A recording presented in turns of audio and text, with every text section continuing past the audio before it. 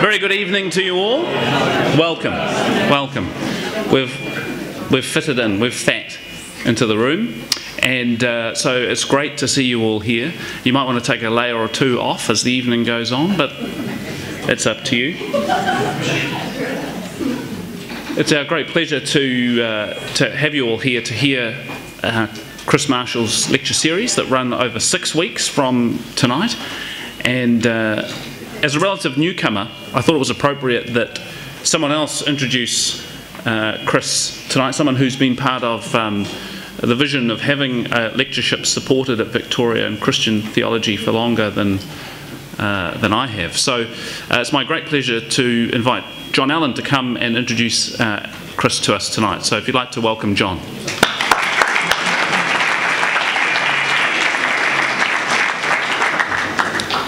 There are apparently people who think that God is dead. There are apparently people who think that theology is boring. And then there are all of us. And frankly, the turnout tonight, I think, is the greatest endorsement, not only of Chris and the work that he has been doing, but also of the vision of this congregation in partnership with the university in 9 years ago establishing the St. John's Senior Lectureship in Christian Theology. The job description was a pretty complex one. We wanted a person who could interject Christian theology into the Department of Religious Studies at our premier university. We wanted a person who could teach. We wanted a person who could engage with the polemicists, with the Dawkins, the Harrises, the Hitchens of the world. We wanted a person who was able to take a part in the wider public debate in this city, and we wanted a person who was capable of researching deeply into the issues of the day. And all of that needed to be founded in an active participation in the religious community of this town, and also in a deep understanding of the theology, the systematic thinking which underpins thousands of years of Christian endeavour and Christian growth and success. And as the Spates ad goes, it's hard to find the perfect person, but we did. We found Chris. And, you know, it's a fair sign of that, not just that everyone's turned out tonight, but that the St. John's Senior Lectureship is now a St. John's Associate Professorship, and that Christian theology, far from just being an adjunct course within the program, is now taught by the head of the School of Religious Studies. It's a credit to Chris that his research, particularly in the area of restorative justice, has been so widely respected and recognised. It's a tribute to him that so many students line up for his programs and go on to greater things in their studies. And it's a great tribute to him that in this city the Christian voice and Christian perspective is being heard and is being considered. And that's what we're here to do tonight. We're here to hear from Chris, and we're here to be provoked, to consider, and to deepen our understanding. And in that spirit, can I welcome Associate Professor Chris Marshall.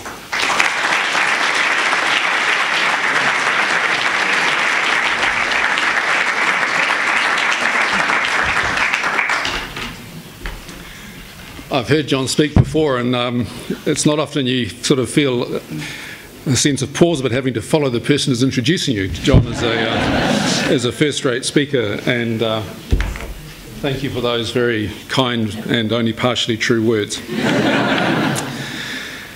Well, I am very pleased at the turnout. I guess I'm not entirely surprised, because I think there is a general desire around the church for a bit more knowledge. We don't, as I said in the service here Sunday morning a couple of weeks ago, we don't do Christian education very well in this country. We rely pretty much on the 20-minute sermon to do the whole job of engaging us and grounding us in this thousands of years old Christian tradition that John referred to. So I'm not entirely surprised that you have been attracted to this lecture series, which, where's my little doodacky? Here it is. Which I've given the same title as the course I teach at Victoria, which I think is quite a good title. And I want to begin by explaining why I use this particular, what do I point this at? Down here. Oh, you need to turn it around.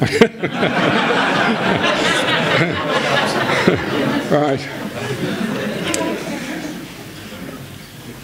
That's a great start, isn't it? The lecture series then, as the course that it is derived from, and really the 6 2-hour lectures, 12 lectures I guess, are pretty well exactly what I teach up the hill there. I've called Jesus the Gospels and the Coming of God because it captures or summarises really the threefold focus of what I want to do. First of all, I can't see it on the screen, so I have to keep turning around to see what's up there. First of all, our focus is on Jesus of Nazareth, who, perhaps a surprise to some, was a real historical person. He's not simply a figure of religious mythology. He's a real historical person who lived in the first 3 decades of the first century of the Common Era. He is surely one of the most fascinating figures in all of ancient history, and perhaps inarguably the most influential individual of all time. I read in a book, and because I'm getting old, I had to actually think for ages where I'd read this in the book. I knew I'd read it from the last few days, but I couldn't remember where I'd read it. But I went and eventually tracked it down. A comment from H.G. Wells, who says this: "I am a historian, I am not a believer. But I must confess that as a historian, that penniless preacher from Nazareth is irrevocably the very centre of history. Jesus Christ is easily the most dominant figure in all of history. The memory of Jesus' life and death, of his words and his deeds, has had an enormous impact, particularly on Western culture over the last 2 millennia. It's something that is easily forgotten in contemporary secular society, where there is a kind of view that all Christianity is about is the latest pig-headed thing that the most ignorant person out there who wants to protest something has to say." And I have this reaction from students over and over again, a feeling of, gosh, I never realised there was so much to this Christian thing. They thought Christianity was simply what, the latest sort of media Christian spokesperson has to say. So the story of Jesus is worth us knowing something about simply as one of the foundational narratives of European and American civilization. Whatever one thinks about the plausibility of the claims that we as Christians, I as a Christian anyway, want to make about faith, understanding the story of Jesus is enormously relevant to understanding ourselves, to understanding our history, to understanding our culture. Secondly, we're going to examine the Jesus story as it comes to us in the 4 canonical Gospels, the Gospels of the New Testament canon, which are in fact our only substantial access to details of Jesus' life and activity. It's kind of like the New Testament has cornered the market on telling the story of Jesus. We would, and this is not an exaggeration, we would know virtually nothing about Jesus of Nazareth, were it not for the Gospels of Matthew, Mark, Luke, and John. There are 27 documents in the New Testament canon. The word canon just means list or authorised list. There are 27 documents in the New Testament, but most of them make no reference whatsoever to the historical life and teaching of Jesus. Some 13 of those documents are letters associated with the Apostle Paul. If somebody was to give a person who didn't know anything about Jesus the letters of Paul and ask him to, or her, to track down all the historical details on Jesus that you'd find in the letters of Paul, you could write it on the back of an envelope.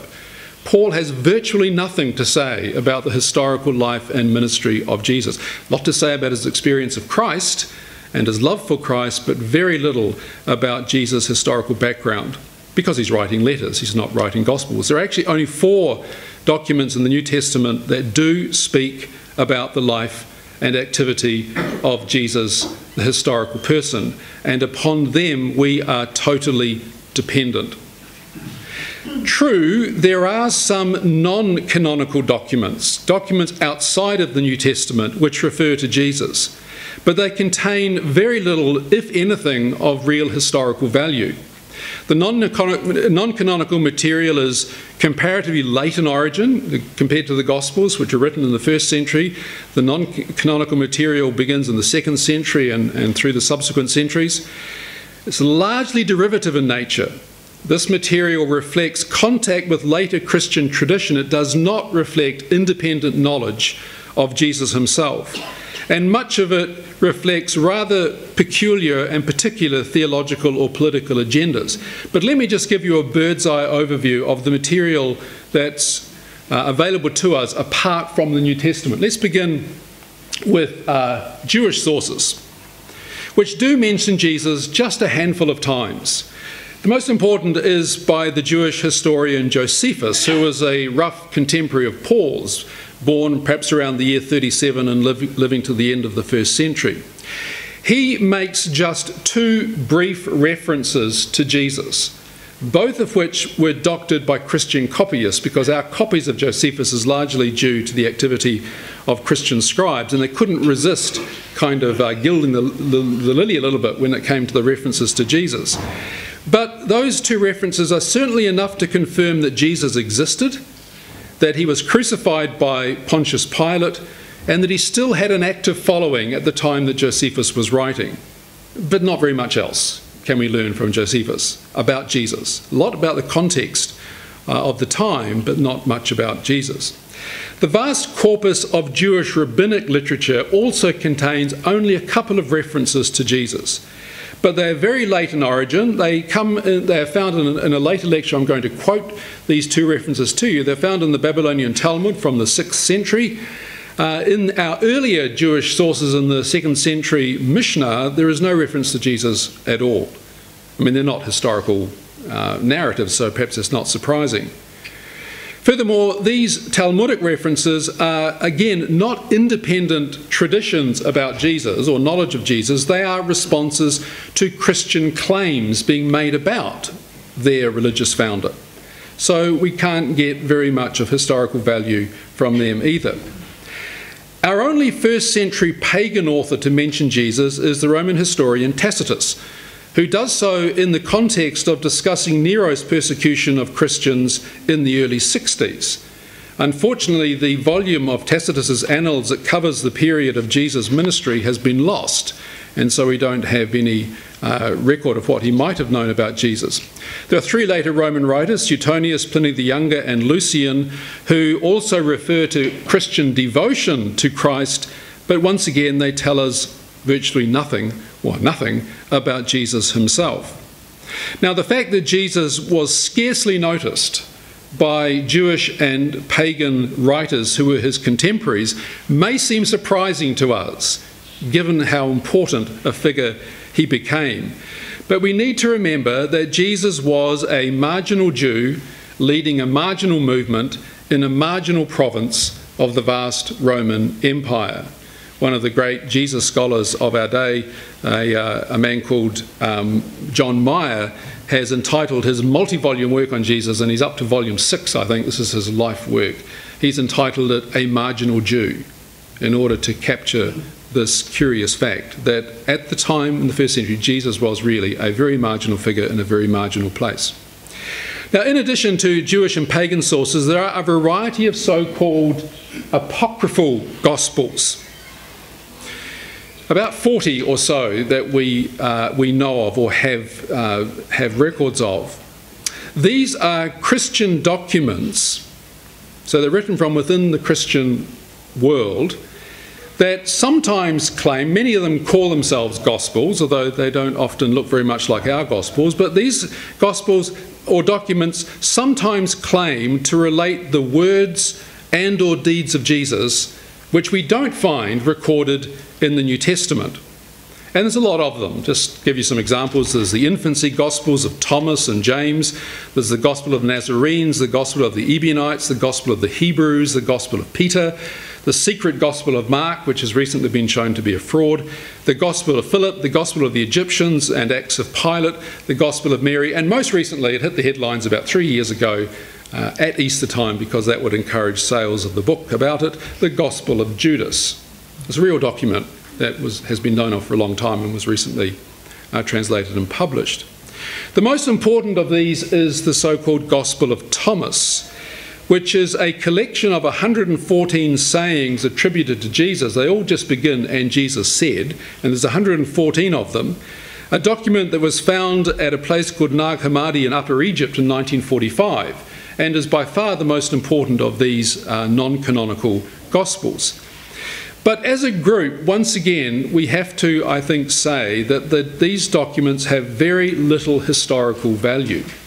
They are full of legendary material, and they are quite unlike the New Testament Gospels in form, in style, and in content. Some popular authors today frequently claim that these Gospels were suppressed by the Orthodox Church because they contain subversive truths that the mainstream church didn't want people to know or to believe, such as the fact that Jesus was married to Mary, or that he had children, or that he wasn't actually truly human, or that he wasn't actually divine. And it's just part of the spirit of our age to believe that the suppression and act of repression was the reason why these documents didn't make it into the New Testament. But I think really that has to be dismissed as plain nonsense.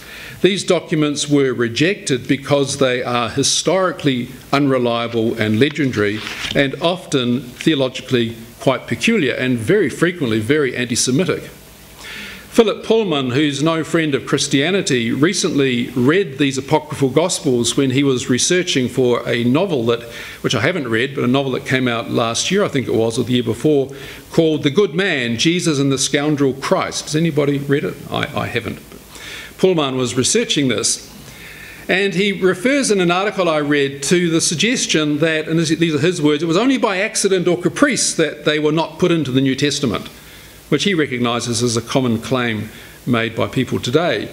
And Pullman says this: "The best answer to such loose talk has always been, and is now, to produce the writings and let them tell their own story. It will very quickly be seen that there is no question of anyone having excluded them from the New Testament. They excluded themselves. They simply are not of the stature of the canonical Gospels. Many of them attempt to fill the gaps in the life of Jesus that the canonical Gospels don't talk about, especially to do with his childhood and his infancy. And I think it's true to say that some of the popular Christmas mythologies that are around actually owe their origins to some of these apocryphal Gospels. And when you read them, and I just offer these examples to you by way of entertainment, and to illustrate the fact that these documents are extremely dubious compared to the New Testament documents.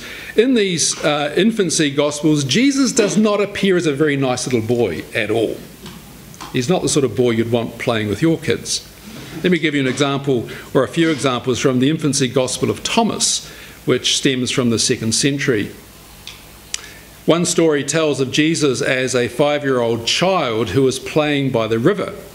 He made 2 little pools of water and used some of the water to make soft clay and to make little model sparrows, which is a very sweet thing to be doing.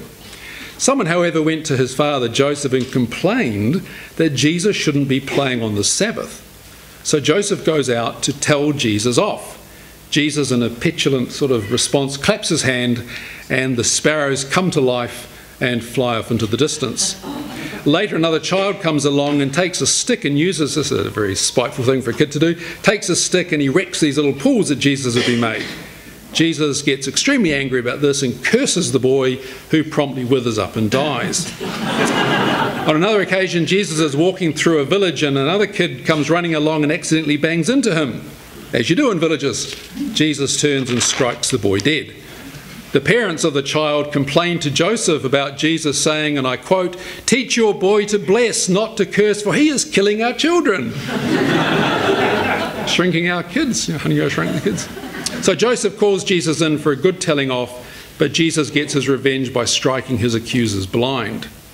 He does various other miracles in this document as well, like he heals somebody who chopped his foot while cutting wood, he raises a couple of dead children to life, and best of all, he helps out in Joseph's carpentry shop by magically standardising unequal lengths of timber. In the days before skill saws, that would have been a very useful talent to have. And all these miracles produce astonishment from people who say, truly this young child is either a god or an angel of God, for every word of his is a perfect work. You can see what's going on behind these documents. They're legendary, mythical accounts that are intended to make Jesus appear to be a divine figure. It's all quite amusing. But the point to note is they are totally unlike the traditions we find in the New Testament Gospels, which are also full of miraculous deeds, and we'll take 2 hours to discuss the miracles later in the series, but of a very different character. So the point is, our only substantial and independent knowledge of the Jesus story comes from the 4 canonical Gospels of Matthew, Mark, Luke, and John. Now, this of course does create problems for us, and certainly problems for historians. It means that our only information on Jesus as a historical person comes from documents written by Christians who believed that Jesus was the Messiah, the Son of God. And they're quite explicit about this bias, if you like. Mark's very first verse reads, "The beginning of the gospel of Jesus, Messiah, the Son of God." Doesn't sound very objective, does it? It really sounds like he's got a particular piece of propaganda, if you like, to produce. Are the Gospels reliable? Have they distorted the reality of Jesus? Have they fabricated legendary material in order to convince their readers that Jesus truly is the Messiah and the Son of God? These are questions which historians constantly have to wrestle with, and have done for the last 200 years in particular. But whether we like it or not, the fact remains that we cannot know Jesus apart from our Gospels. The third... Sorry, I'm going to remember to use this. The third phrase in the lecture series title is the phrase, "the coming of God." And I use this to emphasise the fact that the Jesus of the Gospels is, above all else, a religious figure. And by that I mean 2 things. I mean, firstly, that the historical Jesus was motivated by particular and definite religious convictions. Convictions about God, about the world, about the direction of human history, about Israel, about the Romans, and about himself. We cannot understand Jesus, we cannot understand what drove him, what he was on about, unless we appreciate what those convictions were. Unless we understand what it was that Jesus devoted his life and eventually gave his life to propagating. Now, arguably, once again I should say inarguably, but arguably the best way to sum up Jesus' religious convictions and motivations is with this phrase, "the coming of God." Because if there's one thing that scholarship on Jesus has long agreed on, and there is not much that scholars have agreed on, but if there's one thing that I think the vast majority of scholars would agree still, it is this, that the central burden of Jesus' religious message was the proclamation of the coming of the kingdom of God, the dawning of God's kingdom, the coming of God in person to be the king of his own community, and indeed the king of the world. So in other words, Jesus dedicated his life to proclaiming the coming of God in some fresh and significant way, and next week we'll put some flesh on those bones. Jesus is also a religious figure in the sense that he became the founder of what is now the world's largest and fastest growing religion. Now, this is an important point to stress. Jesus did not wake up one morning and say, "What shall I do today? I know I'll go and found a new religion." The guy who founded Scientology apparently did that, but Jesus did not, as far as we know, set out to found a new religion. He is better understood as a reformer within his own religious community, which was first century Judaism. Jesus sought the spiritual renewal of his own religious community. But after a scandalous death and the emergence of quite outrageous claims about his resurrection from the dead and his identity and his significance, tensions between Jesus' followers and the dominant Jewish establishment increased steadily. And eventually what historians often call a parting of the ways occurred between the Jesus movement and mainstream Judaism. And the Jesus movement emerged as an independent and eventually a non-Jewish and tragically eventually a very anti-Jewish religion.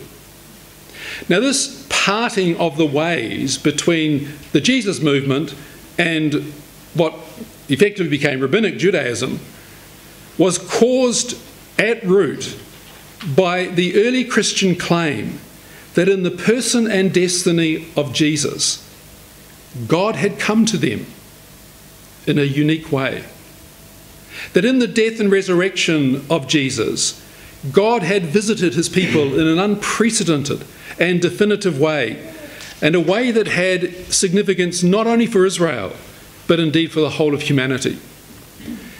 This in turn brought about a redefinition or a refocusing of what Christians meant when they talked about God.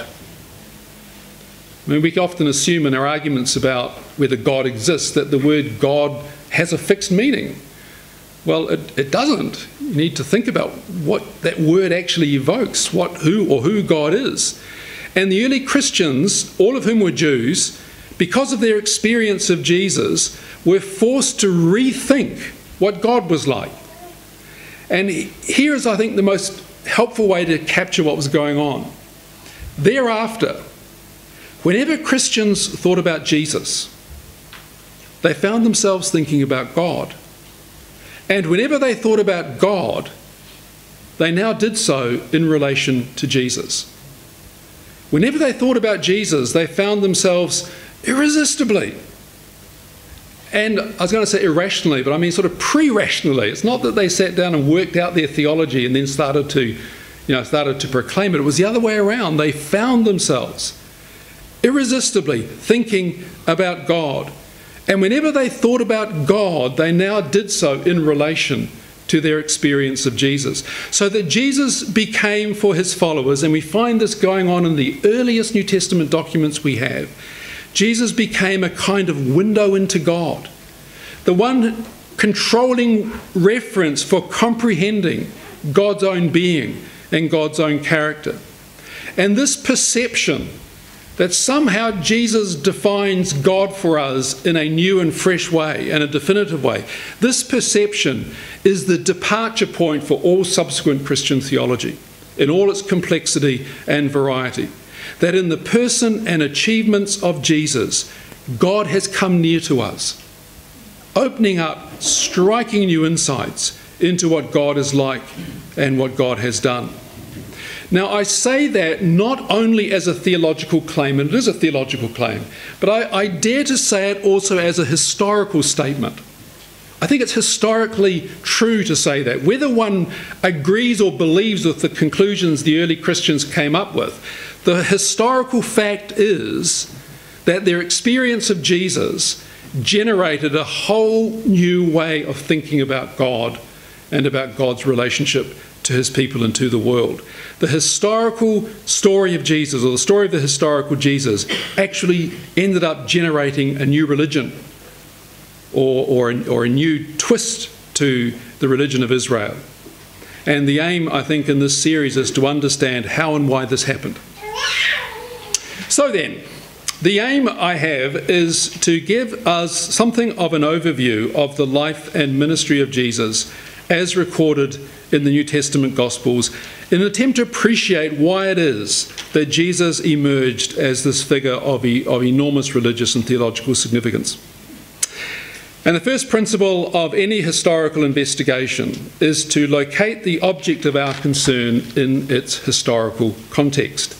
And what I want to do for the rest, let's forget about that. What I want to do for the rest of the evening is paint for you the historical backdrop against which we need to understand the life and deeds of Jesus. And I want to, we won't have time to do all three parts, but I want to suggest that we can break this background down into three different dimensions, overlapping, but three different spheres, if you like. There is the religious setting of first century Palestinian Judaism, and I'll spend most time talking about that. There is the political and cultural setting of Roman imperial domination. This marginal community that Jesus was born into was part of the vast Roman Empire, And one of the things that New Testament scholars have rediscovered in a big way in the last 20 or 30 years is the political dimensions of the Jesus story, or for that matter, even of Paul's writings, because they lived in the real world. They were engaging with real political realities. And then the third part is understanding the socio-economic setting of Palestinian peasant society, and we probably won't have time to look at that. But that's the three spheres against which the Jesus story needs to be set. So let's begin then with the religious context of first century Judaism. Now let me just keep an eye on the time. When should we have our break? Are we going to have a break? Yep, okay. We started a little bit late, so just after.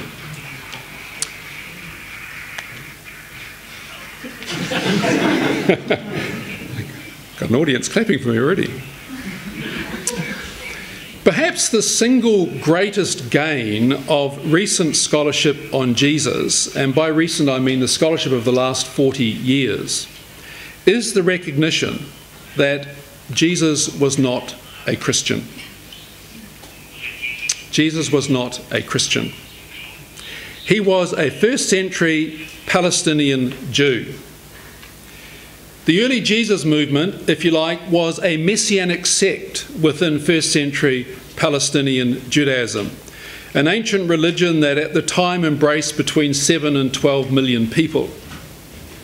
Part of this Jewish population lived in Palestine, what we call Palestine, and scholars usually speak of Palestinian Judaism, the Judaism of that part of the Jewish community that lived in the modern place where Israel is in existence today. But the larger part of the population was dispersed throughout the great cities of the Mediterranean world, Alexandria and Rome and Ephesus and Corinth, the cities that we find in the book of Acts, the early Christian missionaries trudging around and preaching the gospel to. And the part of Judaism that was spread around the whole Mediterranean basin is often referred to by scholars as diaspora Judaism, the Judaism of the dispersion. Jesus belonged, therefore, to this Jewish community. He was a Jew. It's easy to say, but the implications of it are enormous, because for much of Christian history, Jesus has been portrayed as a Protestant Christian, but of course he wasn't. He was a Palestinian Jew. The second greatest gain of recent scholarship is... Oops, what have I done? Gosh, I shouldn't be allowed to drive this thing. I think that one there. All right. The second greatest gain of recent scholarship is a recognition or realisation that first century Judaism was extremely diverse. It was not a singular monolithic faith where everybody believed exactly the same. No religious community is. We all know that the church certainly isn't. And the first century Judaism was by no means a uniform monolithic religion where everybody believed exactly the same thing. In fact, some scholars, in order to sort of emphasise the diversity of Judaism, speak of Judaisms plural, as though they were a family of religions. But that's, I think, an exaggeration. But it does emphasise the fact that there was a huge variety of practices, beliefs and viewpoints in the Jewish community. Yet for all this variety, there were certain commonalities that united all Jews, a range of common beliefs, symbols and practices which virtually every Jew, including Jesus, subscribed to. And I want to pick out 6 or 7 of these central common understandings, common beliefs, common commitments that Jews held in common. Because despite that diversity, Jews could still recognise each other as Jews. And they might not get on with each other and they might debate lots of things, but they could still recognise other Jews as members of the same community. And they were recognised by others, outsiders, as belonging to a distinctive sort of community. So there were certain, if you like, family resemblances which characterised first century Judaism, a common worldview, an identifiable set of core convictions, symbols, rituals, stories, commitments that it's possible to pick out and describe. So let me do that. Just some of the most important ones. And I think in picking them out, we will see that these ideas really reverberate through the New Testament as well. Firstly, and most importantly, the conviction that there is but one true God, monotheism. Absolutely fundamental to the Jewish worldview was belief in the oneness and transcendence of God. Captured in the Shema, the most basic prayer that pious Jews recited on a daily basis, that we Christians know as the Great Commandment. Hear, O Israel, the Lord is our God, the Lord is one. You shall love the Lord your God with all your heart and with all your soul and with all your might. Sometimes think it would be great in the Christian community to recover the practice of praying that 3 times a day. Just imagine the effect that would have on us if every sort of morning, noon and afternoon we reminded ourselves that we were called to love God with all our hearts, souls, mind and strength. Israel's God is the only true God, the creator of all that exists. Furthermore, this God is providentially involved in human affairs, mysteriously guiding history towards some final, ultimate goal. To insist on the oneness of God, as this Shema does, as this creed does, to say that God is one, is not to speculate about the numerical makeup of God's inner being, nor is it to deny the existence of other deities or other divine agents in the cosmos, which might well exist, and there are lots of verses in the Old Testament that imply they do exist. Rather, to assert God's oneness was to assert these things in particular: God's uniqueness. There is no other God like Israel's God. Yes, there are other gods, but they're not like Israel's God. God is unique. God is one in that sense. This God also is one in the sense of being supreme. He is supreme over all other deities, over all other heavenly beings. And this God's power is ultimate. His power over evil is absolute. To say God is one is to deny any permanent metaphysical dualism, which sees good and evil as sort of equally balanced forces. It is to assert that however we explain evil, and who knows how we can explain the origin or presence of evil, the Bible doesn't really help us very much in explaining the origin or presence of evil, but however we understand it, God is supreme over it. God is one in the sense of having ultimate power over evil. Perhaps the chief way of symbolising God's unique wholeness or God's holiness, God's oneness, was the veneration of the name of God. The personal name of God was never uttered aloud, except one time a year by the high priest on the Day of Atonement in the holy place. The name which we have reconstructed as Yahweh was never actually uttered. Instead, when the name of God occurred at that point in the scriptures, the reader would substitute the word Adonai, or Lord, which is the origins of why, if you read your Old Testament in English, you'll find Lord in capital letters. Behind the Lord in capital letters is the personal name of God. But the pronunciation of that was regarded as too holy to attempt, and eventually the way of understanding it, of pronouncing it, was forgotten. In fact, even the word God itself was treated with great respect, great circumspection. Substitutes were used, such as the Holy One, the Blessed One, the Power. Remember when Jesus is on trial before the Sanhedrin, the high priest asks him whether he is a son of God, and he says, I am, and you will see the Son of Man seated at the right hand of power. Power was virtually used as a name for God, a substitute for the word God. So in the Gospel of Matthew, you find Jesus talking about the kingdom of heaven. And really it's probably just a Jewish phrase to just show circumspection about saying the kingdom of God. So the kingdom of heaven means the kingdom of God. It's the kingdom of the one who is in heaven that is God. So God's absolute uniqueness was the most fundamental Jewish conviction of all, and it's really interesting for historians to try and work out where this came from. because every other religion was polytheistic. Where did the people of Israel get this peculiar conviction that there was but one true God?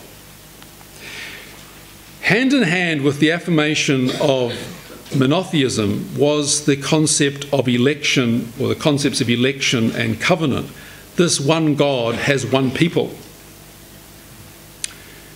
God, the Creator God, has sovereignly chosen or elected Israel to be his special possession. And this God has entered into a committed relationship with Israel, a committed relationship that the Bible refers to as a covenant, which is a way of describing the commitment that founds this relationship of mutual commitment. The basic covenant promise is this, and I once typed this into my computer Bible and discovered that it occurs 24 times in the Hebrew Bible. The basic covenant promise is this: I will be your God, and you will be my people forever. I will be your God, and you will be my people forever. And actually, precisely in that, my people forever, lies the source of all the conflict the first generation of the church had, because they seem to be suggesting that this one people of God was being redefined to allow Gentiles to belong without taking on the obligations of being Jewish, like circumcision and so on. It was a dramatic shift of understanding, and I can well understand how, if many of us were back then, we would have sided with those that said this can't possibly be right, because the scriptures say you will be my people forever. It doesn't say you'll be my people forever along with the rest of the world, but you will be my people forever. Now, the action of God in choosing Israel as his elect people is not seen in the Hebrew Bible in the Old Testament, and is not seen in Jewish theology as some act of arbitrary favoritism, some giant cosmic nepotist kind of decision. Rather, it is seen as the means by which God had set about undoing the damage of sin and evil that had entered into his creation as a result of Adam's disobedience. Sin had distorted God's good creation and tipped the human race into ignorance and idolatry and subject to death. But God had chosen Abraham and Abraham's offspring to be an instrument for restoring humanity to life and truth and freedom, and eventually to renewing and restoring the whole of creation. So Jewish covenant theology is both particular and universal at the same time, and indeed so is Christian covenant theology, but that's another lecture series. Jewish theology is both particular and universal at the same time. It's particular in that the nation of Israel has been uniquely chosen, called to be a holy people, to be distinct from all the other peoples of the world, chosen to be God's special instrument, particular in that sense, but universal in the sense that what God is doing with Israel is ultimately intended to accrue to the benefit of all other nations. So think of the promise to Abraham in Genesis 12 and 15 and 17. In you, there's the particularity. In you, Abraham, all the nations of the world will be blessed. There's the universality. In you, my particular choice, all the nations of the earth will be blessed. So in the best of covenant theology, the fate of the entire world is bound up with the fate of Israel. Or put differently, covenant theology sees Israel as a priestly nation. Now, what does a priest do? A priest stands between the deity and the people, representing the deity to the people and representing the people to the deity. Priests have this sort of mediatorial role. Israel saw herself as a priestly nation, both representing God to the human race, so that when the best scenario, when the world looked at Israel, it understood what God was really like, representing God to the human race locked into idolatry and ignorance, but also representing the human race in God's larger saving agenda. Now, in later Christian theology, what happens is that this vocation devolves onto one person, onto the representative of Israel, the Messiah, onto Christ himself. He becomes the one who represents Israel. Israel represents humanity. And so what God does through Christ affects the whole and benefits the whole of the human race. But what happens with Christ only makes sense when Christ is seen as part of larger Jewish covenantal theology. The role that God intends for Israel is concentrated, if you like, in the person of Christ. And what God achieves through Christ benefits both Israel and those whom Israel represents, the whole world. In him, all the nations of the earth are blessed because of what is achieved there. Now, not surprisingly, some strands of Jewish spirituality, as you find within Christian theology, some strands emphasize Israel's superiority and Israel's privilege. One saying went something like, one Jew is to God more than the whole world. So the sense, we are special. I mean, you find this with Christians all the time. It's not surprising. Other strands of Jewish theology emphasized the responsibility to be a blessing to the nations. Some emphasize the eventual conversion and salvation of the Gentiles. They'll all stream to Zion and voluntarily worship Israel's God. Others look forward to the final destruction of the Gentile nations. Psalm 2, he will crush them, he will bash them to pieces like a potter breaking a vessel. You find both those things lying side by side, and of course you find them lying side by side in Christian outlook as well. Maybe we'll take a break here rather than me stopping halfway through. So I don't know what you're going to do in the break, but I'm going to have a glass of water. Thanks. You've got some instructions. Yeah, just before we break for supper, there are a couple of cars just on the Willis Street frontage down the side of the church there that are parking a very patient woman in. And the number plates are EFU 702 and DPC 820. So if they're your cars, anybody? Oh, good. If you can please move them, that'll be great. Supper will be served just out here in the vestibule, and if you want to cool off, you can go out into the courtyard as well. It's very pleasant out there. Can I just suggest that as we go to supper, as much as possible, head towards the centre aisle and out that way, and when you come back in, go round the outside. Just I think that might go some way towards us not becoming totally gridlocked. So. How much time?